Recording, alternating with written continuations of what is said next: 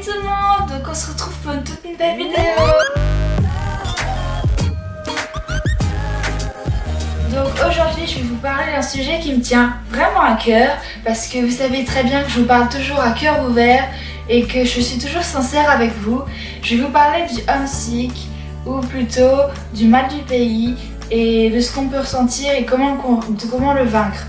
Donc clairement je n'ai pas vraiment eu le mal du pays, à part quand j'ai été dans l'aéroport à Chicago, que vous avez pu voir les images, que j'étais toute seule. Là je me suis sentie très seule et franchement je me suis demandé ce que je faisais aux États-Unis. Mais ça fait exactement clairement 50 jours je crois, quelque chose comme ça, que je suis aux États-Unis et je ne regrette en rien cette expérience qui m'a déjà fait vraiment progresser en anglais, qui m'a fait grandir. Je ne suis là que depuis 1 mois et demi et j'en ai déjà beaucoup reçu. J'ai appris des nouvelles leçons de la vie, que tout n'était pas donné, ça je le savais déjà. Enfin, j'ai appris à grandir en maturité et je voulais parler pour les gens qui sont homesick. Donc je ne sais pas quel est votre type d'homesick. Ça peut être homesick par rapport à la famille, par rapport aux amis ou par rapport au pays en lui-même. Clairement, moi je vous le dis, ça a été super dur. La première semaine je l'ai dit à personne parce que clairement je veux pas parler du côté négatif. Je vais pas dire à mes parents ou à mes amis vous me manquez, je veux juste rentrer en France. Non, donc j'ai persévéré. Ce que j'ai fait, c'est que je me suis inscrite dans des clubs. Donc faites ça parce que vous allez voir que vous allez vous faire plein d'amis, ça va être super sympa et tout le monde va vous parler. Même des gens que vous n'arrivez même pas à rappeler le nom ou alors que vous n'avez jamais vu de votre vie. Vous pouvez aussi vous mettre dans des sports, faire des sports. Donc moi pour l'instant je fais du volleyball. Je voulais vous dire, le homesick c'est juste un mot. Faut que vous vous en débarrassiez de votre dictionnaire. Faut que vous arrêtiez de penser à la France et arrêtez d'aller trop sur Messenger parce que ça c'est un vrai attrape homesick, clairement, parce que vous allez pouvoir parler avec tous vos amis, toute votre famille, tous les Français que vous connaissez, vraiment, hein, qu'on soit clair. Donc du coup, je vous conseille de mettre à l'écart votre téléphone, tous les réseaux sociaux pendant votre temps d'homesick et de vous consacrer sur votre vie aux États-Unis et de vous dire je suis là, je dois en profiter, ça dure que 10 mois, parce que j'ai bien peur qu'après, j'ai jamais les moyens de revenir une fois aux États-Unis, au moins une fois. Et clairement, c'est un magnifique pays, je vois pas pourquoi je pourrais pas en profiter. Et donc je voulais vous dire, profitez vraiment de ce pays pour les étudiants d'échange, pour les futurs étudiants d'échange. Et ça vaut pour tous les pays, clairement. Je ne connais pas les autres pays, c'est Japon, tout ça. Mais je suis clairement sûre que si vous essayez de vous intégrer plus et de lâcher vos réseaux sociaux, vous allez voir que vous allez pouvoir avoir déjà plus d'amis, je pense. À part si vous êtes vraiment quelqu'un de très sociable, même quand vous avez vos réseaux sociaux H24 sur vous et que vous êtes tout le temps comme ça sur votre téléphone. Ok, là je dis rien, parfait pour vous. Mais je vous le dis, il vaut mieux vous faire des amis dès les premières semaines et vous entendre super bien avec votre famille d'accueil, parce que après vous allez voir que le homesick il va complètement partir, vraiment.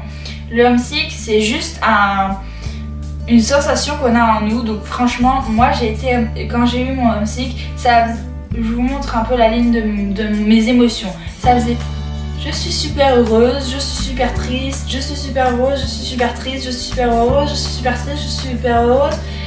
Et maintenant, pour l'instant, ça reste ici, ça ne redescend pas. Donc je peux vous dire que si vous pensez que à la France, si vous regardez que vos amis, faire des fêtes ou se voir ou regarder que les snaps, je sais, moi je regarde les Snapchats de mes amis, d'accord, je leur parle et tout. Mais je n'ai pas d'homesick parce que j'ai déjà vécu 1 mois sans mes parents, des trucs comme ça, donc je me suis super bien habituée et j'ai déjà intégré des sports et des clubs et j'ai parlé. Et puis en vrai, pour pouvoir avoir des amis, je me suis carrément incrustée dans des groupes, vraiment. Genre, je suis allée voir des personnes, je leur ai dit hey, on a cours ensemble et tout, je peux rester avec toi. Et puis si je voyais que j'avais pas trop les mêmes opinions que les personnes ou que je m'entendais pas trop avec eux, hop, j'ai changé de groupe. Et puis j'ai fini par trouver des amis que je considère pour l'instant comme des amis. Donc faut savoir si c'est plus des potes, mais je suis sûre que je finirai par les considérer comme des vrais amis. Et c'est tout ce qu'il faut se dire, voilà, parce que Ça dure que 10 mois. 10 mois c'est hyper court. Je suis déjà à mon 50e jour ici à peu près. Et j'ai l'impression que je suis arrivée que hier. Donc je peux vous dire, profitez à fond de cette expérience parce que c'est la meilleure chose qui peut vous arriver dans votre vie.